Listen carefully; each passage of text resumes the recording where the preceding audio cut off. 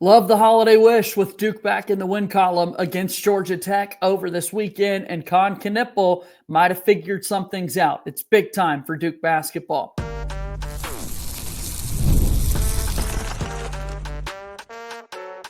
You are Locked On Blue Devils, your daily podcast on the Duke Blue Devils.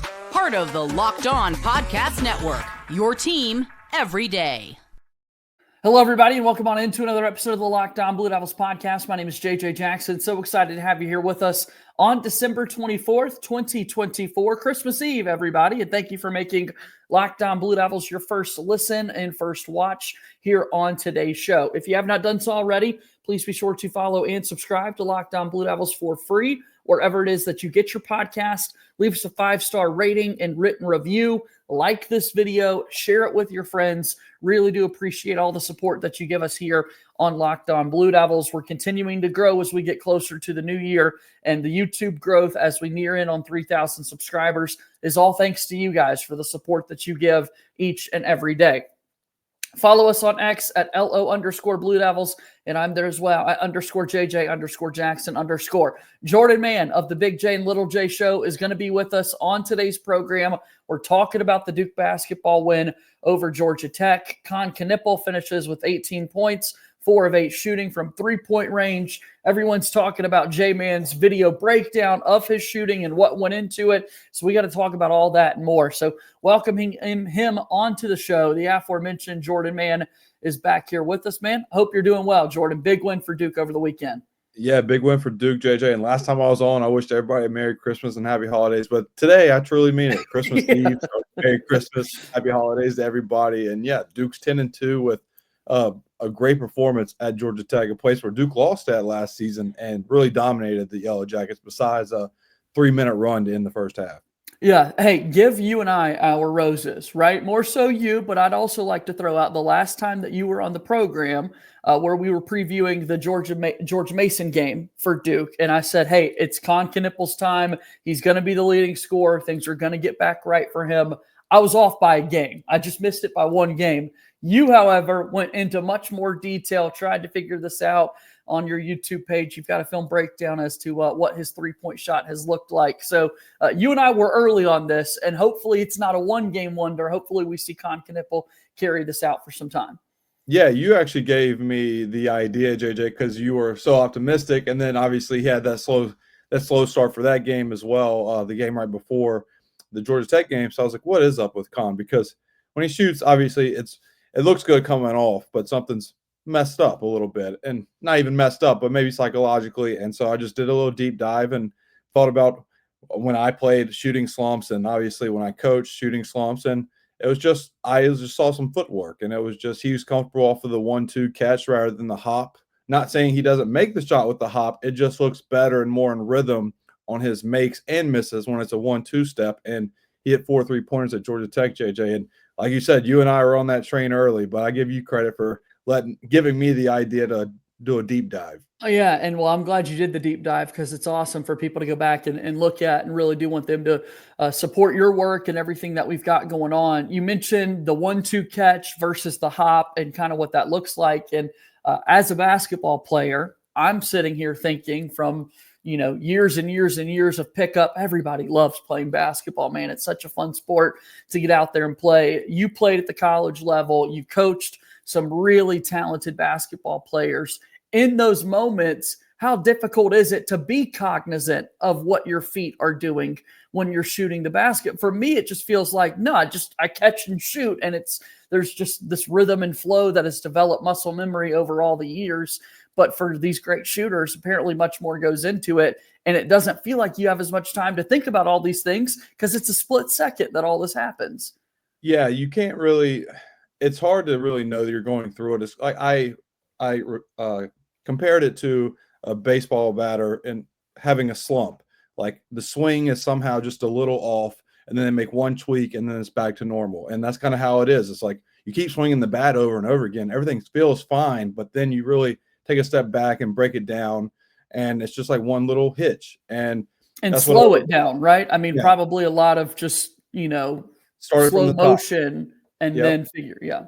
Yeah, it started from the top, slow motion. Like, do you drop your hands? Do you lift your hands for your baseball batter? Same with the feet for basketball players. Do you step with both or one or two? And that's what I just saw with Kon. And I'm not saying every shooter should be like that, because I think Tyrese Proctor could be off base here, but off the top of my head, he's good catching it on the hop. Like, when he catches it on the hop, steps forward, I feel confident with him shooting that. And so it's just to each their own as a basketball player, but it just seemed to be that Kon's rhythm is better off the 1-2 and hit 4 threes, like I said, and he just played with the confidence. And he led Duke, and like, he scored 18, and then he obviously had 5 assists and no turnovers, which he's been doing throughout the season for the Duke Blue Devils. Which is big. I mean, if he continues to play at this level and is able to knock down shots with everybody else that's factoring in to the Duke team, my goodness, it's going to be scary to watch. Love seeing Duke get back in the win column. Kon getting back right. The defense continue to do what they do all season long. And oh yeah, we saw Cooper Flagg play as an 18-year-old. Turns out he's still just as good. I don't know, JJ. He only scored 13 points at 18, and he needs to dial back the clock and have a little Zac Efron in him, go 17 again, because we need him back in the 25 to 30 points per game. But Father Time's getting him, man. Yeah, I think he's over the hill now. He turned 18, and there's no more lust in the Cooper Flagg of 13 points. And if I may, it just hit me what you said there. A shout out to Zac Efron, 17 again, is what was just mentioned by you on the show. Well done. Well, it is a classic. It's a basketball movie. It is. Yeah. Right up there with Hoosiers. But man, it's cool. Cooper's, I mean, Ryan Williams, the 17-year-old wide receiver for Alabama, Cooper Flagg, the 17-year-old basketball superstar for Duke, and now he's 18. And I think year 18 is going to be even better than 17. It's going to be the year in which he's drafted into the NBA. And as we go into ACC play, I hope these teams don't figure out how to stop him. Yeah, I think Cooper's game is going to continue to get better and better. He's still a little raw scoring efficiently, but when you're a little raw scoring efficiently and you're still projected 1 or 2 in the draft, that means your ceiling is through the roof, unlike Michael Jordan's saying. So I think he can really hit another level, and I'm excited to see where Duke can go with him going to March. Excited to see what Duke can do in the games to come. A big win over Georgia Tech this weekend. Let's talk about that, go a little bit deeper into the numbers for the win over the Yellow Jackets, and we'll do that after we get set to take our first break here on today's episode of Locked On Blue Devils. Our show will continue here in just a moment. Locked On Blue Devils here today is brought to you by our friends over at FanDuel. FanDuel is America's #1 sports book, and they want you to be ready for all of the NFL action. How much fun was that game last night between the Packers and the Saints? I loved it. The NFL playoffs are almost here, but it's not too late to get in on regular season action with FanDuel. We've got games coming up on Christmas Day, brought to you exclusively by Netflix. Be sure to watch those games there, but be a part of the community over on FanDuel. Right now, new customers can finish the season strong with $250 in bonus bets if your first $5 bet wins. Once again, $250. That's up from the usual number that we have there for FanDuel. So you could start off strong, $250 in bonus bets if your first $5 bet wins. FanDuel has so many ways for you to pick up a W. I love betting on which players will score a touchdown and how many points each team will score. It's so thrilling. Again, just visit FanDuel.com to join today. That's FanDuel.com for your chance at $250 in bonus bets. Make every moment more with FanDuel, an official sportsbook partner of the NFL and a proud sponsor of Locked On Blue Devils. All right, Jay Mann's here with us. We're talking about this Duke basketball game and their win that they had over Georgia Tech, and all-around great performance for Kon Knueppel. The clip is resurfacing once again of John Shire mic'd up at practice telling the team, hey, we should probably throw the ball at the rim for Common Malawach, because outside of the shooting for Knueppel, I want to talk about those 5 assists and his ability leading the charge, figuring out, let's just throw it up to Common. The Kon to Common connection is something that I think all Duke fans are going to love for the rest of the year. Yeah, it's a great connection, and it's something that we want to see more of. That's what some fans have been saying all year, is like, throw it to the big fella. And I think I've said on this show, I think I've said on my podcast, and I've even tweeted it, that Common Malawach, he's going to get better from November. He's going to be the one that gets the most better, if that's even correct, from November through March for Duke. He's going to improve the most for Duke. There we go. There's the college. Great at shooting, not grammar, but that's okay. Yeah, and that's even debatable. But from November to March, he's the most improved for Duke's team. And we're seeing that right now in the last 3 games for Common, because the previous 3 games, before this 3-game stretch, when it was Louisville, Auburn, Seattle, he played 15 minutes, 15 and 11, and didn't really do much. The last 3 games, the UIW, George Mason, and Georgia Tech, 22 minutes, 24, and then 21 against Georgia Tech. So he's playing in the 20s again, and not only is he playing in the 20s, he's being productive everywhere on the floor, points, rebounds, blocks, doing it all. And the lob threat that he can be, man, 5 assists, you just throw it and let the big fella go get it, and I love that recipe for Duke. Yeah, 5 of 5 from the floor, had all those dunks right there at the rim, had the weird, strange kind of turnaround jumper there in the paint that he was able to knock down. We've already seen him knock down a 3-point shot. I'm curious, man. Like, I wonder if there are going to be more opportunities for him to take some mid-range jumpers or even extend it out a little bit to the 3-point line. He'll start at the basket first, JJ, and then we can Let's get him the ball more. Let's do. Yeah, you're right. But shame on me for wanting him to be a basketball player. Do what you do best, man. To your point, though, didn't he hit a 3 at Arizona? Yeah. Yeah, he hit the 3 at Arizona. Maybe he can, does a little pick and pop. He does a pick and roll 10 times straight in the game against Georgia Tech. Maybe start the next game with a pick and pop just to troll him. And I just want to remind people that he knocked down some jumpers with Joel Embiid in his face this summer in FIBA Olympic competition. I mean, he's got it in him. He's probably the one that got Joel Embiid injured to start the year. How salty he is for the Philadelphia 76ers. But no, I do think Common's offensive game, like, we are just at the surface level of it. Like, it really is like an iceberg. It's underneath the surface. You have no idea how big, how deep his back can be once he finally keeps trying to polish his game. But right now, look, he's being productive for Duke. And when you have a 5 that's either Common Malawach or Malik Brown, who should be Defensive Player of the Year in the ACC and nationally, that is a great problem to have when you're like, who should get these minutes? Should it be Common or should it be the Defensive Player of the Year, Malik Brown? Yeah, I love it. I want to continue seeing both those guys featured for Duke this past week against Georgia Tech. It's good to have Malik back, not dealing with an injury, but he didn't need to do too much because Common was playing so well, and we saw such a quiet game from Malik Brown, man. Yeah, I think Malik Brown, I think they're still being cautious with him. Like, so what great timing. Last episode I was on, you're like, what do you think Malik Brown's time frame is? Like, he's probably out through Christmas into the new year, and then about 3 hours later, it was confirmed Malik Brown was playing against George Mason. For the last 2 games, he did play, but you can tell they're still being cautious with him. He played in the high team. He played 18 minutes in this game. He didn't play that much against George Mason either. And so I think they're letting him play, but he's going to figure it out. This long break going into the new year is great for him, and hopefully he'll be back full strength for 2025. Okay, talking about the rotation, let's go to this. Isaiah Evans, 8 points for Duke, 2 of 3 from 3-point range, knocked down both his free throws. One of the first guys off the bench for Duke in this game against Georgia Tech, officially passed Caleb Foster in minutes out there on the floor in this one as well.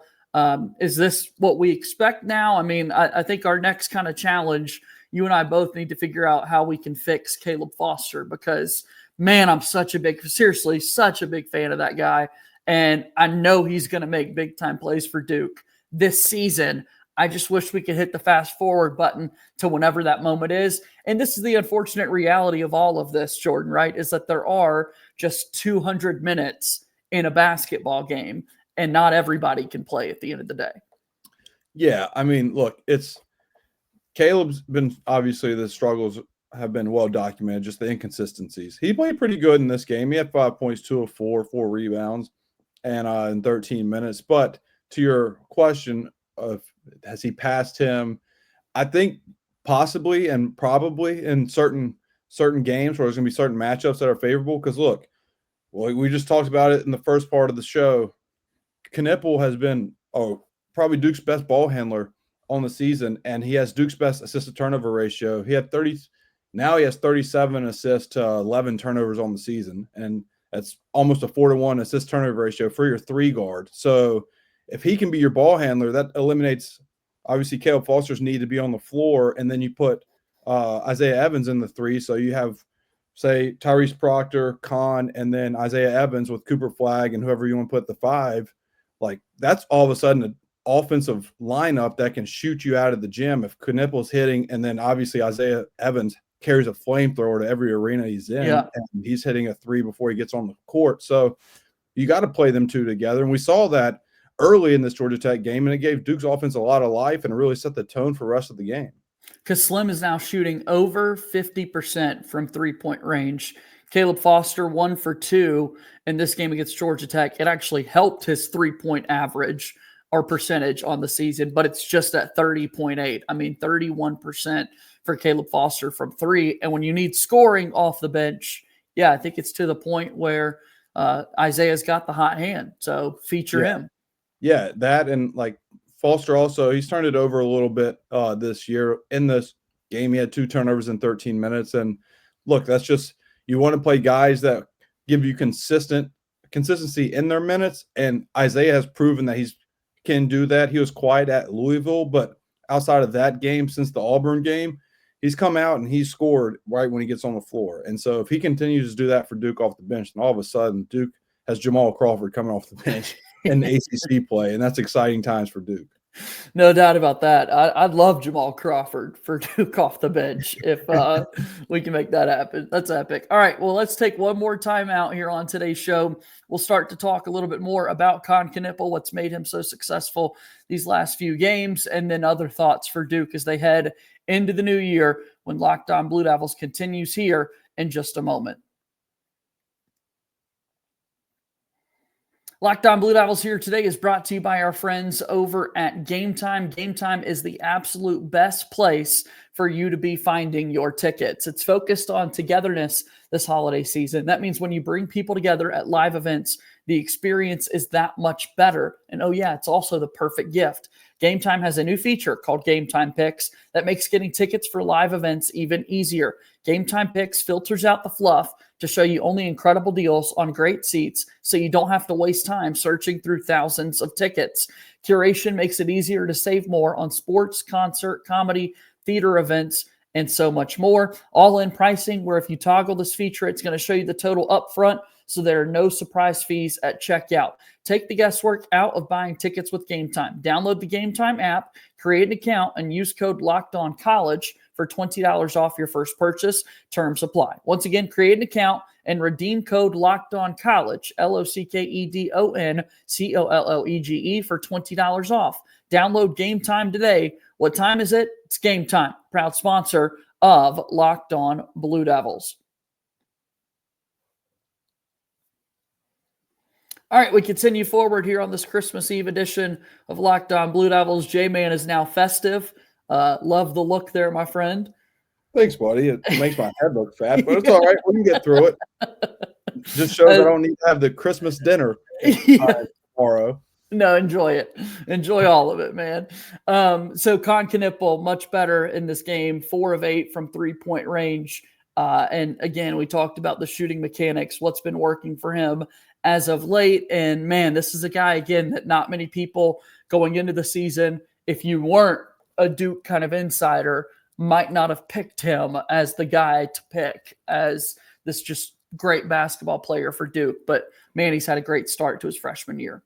He's had a great start, JJ, and when he's on, like, it gives Duke another weapon, but also a number one option, and also takes the weight off Cooper Flagg's plate to where he doesn't have to feel the need to make a play every time he has the ball in his hands. And sometimes that works for Duke. Like we saw it in a couple stretches in some big-time games, but also we've seen it cost Duke where they're just relying on Cooper Flagg to take him to the promised land, and you're relying on then a 17-year-old to take you to that, and you see the whole team struggle because the other 4 guys are complacent. They're not in rhythm offensively, and other things happen. So when Cooper Flagg can score within the offense, as I say this with a Santa hat, then good things happen for Duke, and you see more efficiency on that side of the ball for Duke when it's through the offense for Cooper Flagg and Kon Knueppel. Yeah, Kon Knueppel leading this team in minutes out there on the floor. We talk about trying to share the minutes. He's at 29.7, so he's getting his cardio in every single game for the Duke team. Being asked to carry a big load, over 12 points a game, 4 rebounds, 3 assists, 43% shooting from the floor. He's up to 34% from three-point range and a 95% free throw shooter. Every time you kind of try to look at shooters, I know we start at the free throw line. And if he continues to hit at that rate, you know that we're always going to be in a good spot. And that if Kon finds himself in the midst of another shooting slump from 3-point range, an easy way to kind of get back into that rhythm is attack the rim, get fouled, set yourself up at the free throw line. Yeah, and that kind of is a telltale sign of what separates a shooter, like a really good shooter, and maybe a streaky shooter, and also not a good shooter. And like Knueppel's 95%, and then we were just talking about Caleb Foster's slump this year shooting the ball, but last year he wasn't a good free throw shooter. This year he hasn't been a good free throw shooter, and I just think it's more of who he is. I know his percentage from three last year was decent, but it wasn't the volume that you need to be a really good shooter. So that's tough for him. But with Knueppel, that's kind of where my backbone's been defending him, that he is a good shooter. He's just in a shooting slump because he's like 22 of 23 on the season. And so from the free throw line. And so that just shows that he can put the ball through the hole, shooting the ball. And I'm glad he did against Georgia Tech. And boy, if he can really catch fire and it's not a one game thing at Georgia Tech, if he found something for Duke going into conference play, JJ, then watch out. So Duke's got Virginia Tech on New Year's Eve, and then they'll take on SMU, their next 2 games within the league. Pitt, Notre Dame to follow after that. It's an ACC that is down right now, and look, that's you can't use that as an excuse for Duke in games like this, but it just further kind of, I think, reiterates the importance of winning these games, taking care of business against these teams that you're supposed to beat. Yeah, take care of games or teams you're supposed to beat. And I mean, UNC finally beat a top 25 team. Good win against good for them, yeah. And that's good for the ACC. It helps that RJ Davis and Kendo are just go like that through the lane every time and go into the free throw line. But you know what? Big win for UNC and big win for the ACC. And the ACC can start, having good wins. Then it would be nice to see Duke not be the only team in the ACC projected to be in the top 25. That's not great for the conference, but Duke, with that being said, there's no excuse for Duke to have a slip up. Inevitably, one's going to happen, and I know there's going to be overreactions because conference play is a grind, whether it's good talent or bad talent. But in the meantime, Duke has to carry this momentum, this 10-2 momentum, and go against a bad Virginia Tech team and really lay it into them on New Year's Eve. It makes me think that, hey, with this team, if there were shooting slumps to come for Duke once again, they weren't able to score as effectively as they were in this Georgia Tech game, again, to open the game this past weekend. After the first couple of minutes, Duke then went on a run where 12 of the next 14 possessions they scored. Just crazy efficiency from Duke. If that doesn't happen, we know this defense is going to continue to put on a showing. I thought it was super notable that Connor O'Neill was asking Coach Shire after the game in the press conference, where is your team improved the most from the Champions Classic game against Kentucky in Atlanta against this team in Georgia Tech in Atlanta? And Shire said the defense. The defense has been great, and the coach thinks that's where we've gotten the most better over the last month. That's just silly, man, because I do think they're going to continue to improve game after game defensively. And even if the offense doesn't improve, if the defense does, you're in a good spot. Yeah, I mean, look, shout out to the Big J. What a question. I mean, that's why he's on the podcast. That's why he's the Big J of the Little J show. So that is a funny answer, too, that Shire said, because you think of Duke, you think of the defense, and Shire saying the defense has improved, and maybe collectively he's correct. But look, this team, man, offensively, like as a whole is where I'm going to. Look, you cover Auburn. Auburn has been a juggernaut through the whole year, and Duke outscored Auburn. I don't care if it was in Cameron, but Duke scored in the 80s against Auburn, and now they scored in the 80s again against Georgia Tech. But point being is they can beat you scoring 60 points or they can beat you scoring 85 points and you're the number one team in the country. I know Tennessee technically is the number one team in the country, but Auburn to me, By every metric, it's Auburn. Yeah.